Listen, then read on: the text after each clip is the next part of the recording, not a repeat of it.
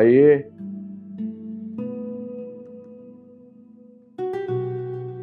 जी सही साहब, वो कोटेशन जो भेजी थी हमने उसका जवाब आया? नहीं सर, अभी तक तो वहां से कोई जवाब नहीं आया सर। इस पे आपके साइन चाहिए थे। क्या है ये? सैलरी की लिस्ट है सर। Salary list? वो जो मैंने इंक्रीमेंट किया था वो ऐड किया आपने इसमें? जी जी सर, जैसा आपने कहा था मैंने बिल्कुल वैसे ही कर दिया है। गुड। जहारा की कोई कॉल आई? जी सर, आई थी।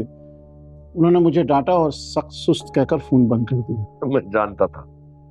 एनीवे, सही साहब, मैं अभी दफ्तर से बाहर जा रहा हूँ, फिर नहीं आऊंगा। मेरा मतलब है आज दफ्तर वापस ले आऊंगा। ठीक है। Thank you.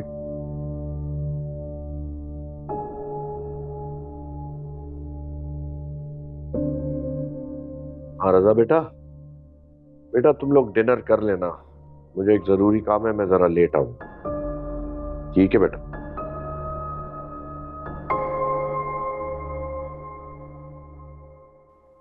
अम्मी उनकी जबान बुरी है लेकिन वो दिल की बहुत अच्छी है। और ऐसे लोग जो अपनी पूरी जिंदगी ऐसे गुजार देते हैं तो उनको आदत हो जाती है। और ये बात मैं समझती हूँ। लेकिन बेटा, ऐसे कब तक तुम कमरे में कैद रहोगी? बाहर भी तो निकलना चाहिए ना। कैद? किसने कैद किया हुआ है अम्मी? मैं अपनी मर्जी से कमरे से नहीं निकलती। क्या करूं? आंटी घर से चली जाती हैं, उनकी कॉन्फ्रेंसेस होती हैं, सेमिनार्स होते हैं, फिर उन्हें अपने दोस्तों से मिलना होता है। घर में कोई लड़की नहीं है ना जिससे मैं गपशप कर सकूं, ना दिल बहला सकूं। हालांकि रजा लोग इतने पैसे वाले हैं, तो अलग घर ही ले लें। बात पैसों की नहीं है अम्मी। रजा अपना घर बिखेरना नहीं चाहते। वो अपने माँ बाप और अपने भाइयों के साथ रहना चाहते हैं।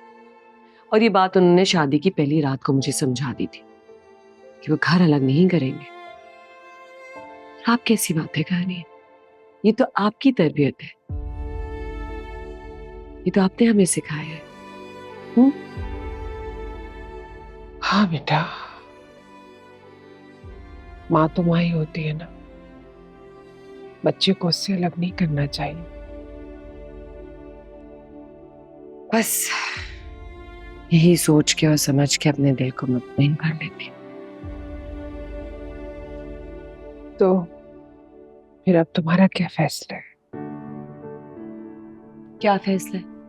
कोई फैसला नहीं है अम्मी। आप मुतमईन होके घर जाए। ऐसा बहुत अच्छे हैं और दोनों देवर मेरा कितना ख्याल रखते हैं। आपको पता है कि अंकल मुझसे मिले बगैर घर से निकलते नहीं है। मैं ठीक हूँ। अच्छा ये बताएं, क्या खाएंगी? कुछ भी नहीं खाऊंगी, तुम्हें देख लिया बस यही काफी है।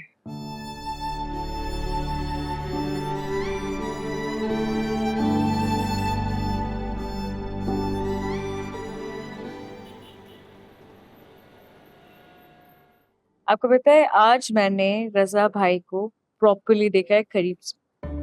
क्या कोई बात तो नहीं की उसने? तुम्हें कुछ कहा तो नहीं बेटा? क्या हो गया बाबा, तुम भी स्कैर्ड? हमने सिर्फ देखा, बात नहीं की कोई।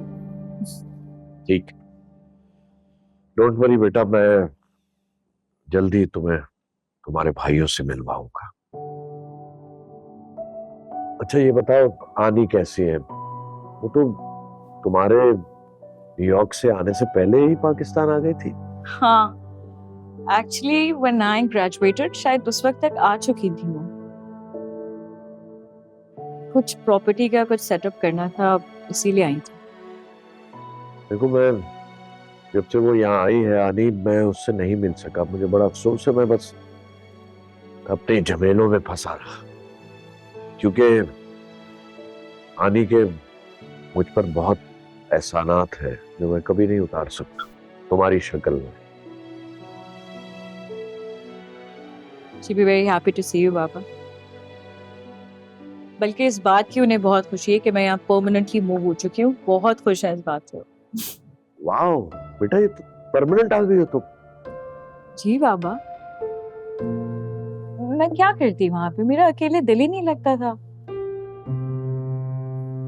फिर मेरा दिल भी चाहता है कि मैं आपके साथ टाइम स्पेंड करूं, आपको देखूं, आपसे बातें करूं।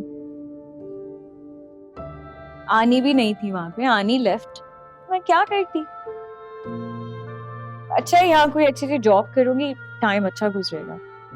ए बेटा, तुम क्यों नौकरी करोगी?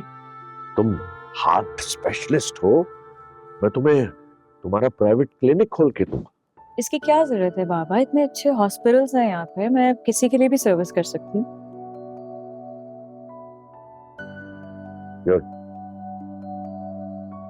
चलो बेटा, फिर आज शाम में आनी से मुलाकात करेंगे और तुम दोनों को मैं बहुत अच्छा सा डिनर कराऊंगा।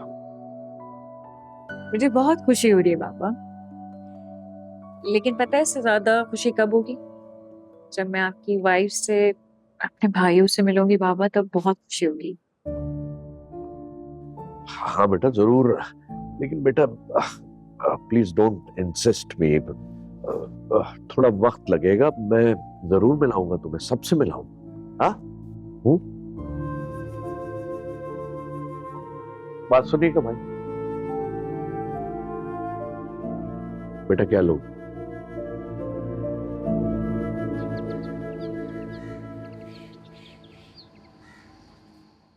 कैसी हैं आंटी आप?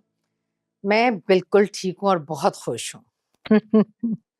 जब मेरे बेटे मेरी बात मानते हैं ना, तो मुझे बहुत अच्छा लगता है। माशाल्लाह माशाल्लाह। वैसे जहारा, ये बात तो माननी पड़ेगी कि तुम्हारे बेटे तुम्हारा एहसास करते हैं, तुम्हारी बात को अहमियत देते हैं। आजकल के दौर में ना ये बहुत बड़ी बात है।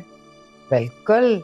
अब देखो ना, मैंने अली से कहा कि तुम्हें अनाया से शादी करनी है, एक लफ्ज नहीं बोला वो लड़का।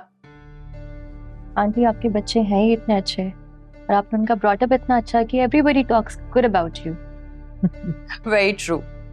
हमारी सर्कल की सारी खवातीन ना तुम्हारी तरबियत की बात करती हैं, मिसालें देती हैं। तुम्हें पता है वो बेचारी हमारी मिसेस मुख्तार, उनकी बेटी ने भाग के कोर्ट मैरिज कर ली।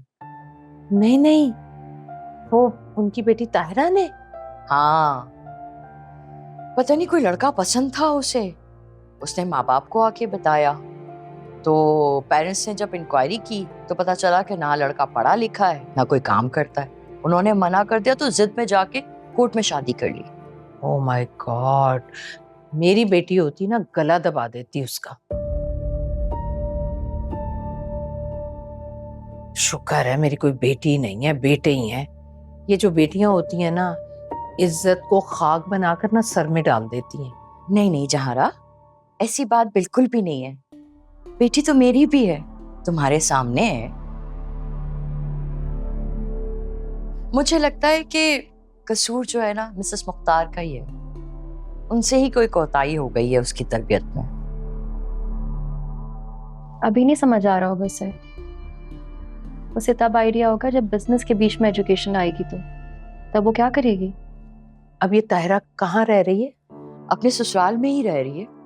सुना है बहुत बड़ा ससुराल है, जॉइंट फैमिली सिस्टम है, 4 देवर 3 नंदे और 5वां शायद इसका शौहर। बस अल्लाह ही अकल दे इन्हें।